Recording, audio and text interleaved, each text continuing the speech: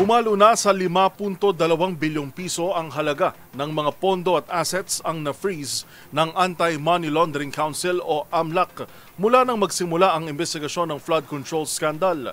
Nakikipagtulungan na rin ang AMLAC sa Court of Appeals para sa inquiry ng higit 2,000 bank accounts ng mga idinadawit sa kaso. Ang mga detalye sa balita ni Boy Gonzales.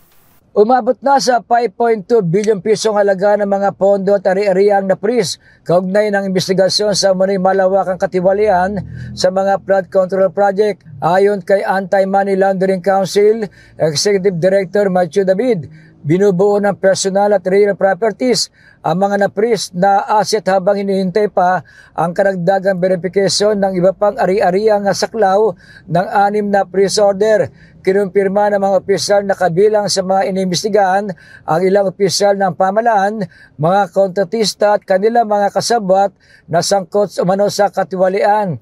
Nakipag-ugnayan na ang AMLAC sa Court of Appeals upang magsagawa ng bank inquiry sa mahigit sa 2,000 bank account na konektado sa mga inimbestigahan individual. Sinusuri kung nagkaroon ng withdrawal, paglilipat ng pondo o pagbebenta ng ari-arian bago mailabas sa mga freeze order.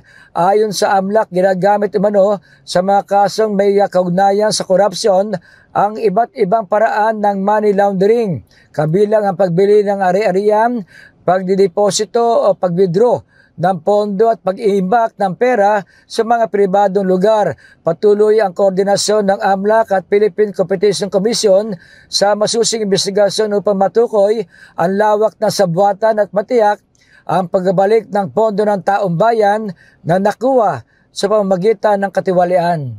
Para sa MBC TV Network News, ito si Boy Gonzales, una sa Pilipinas, una sa Pilipino.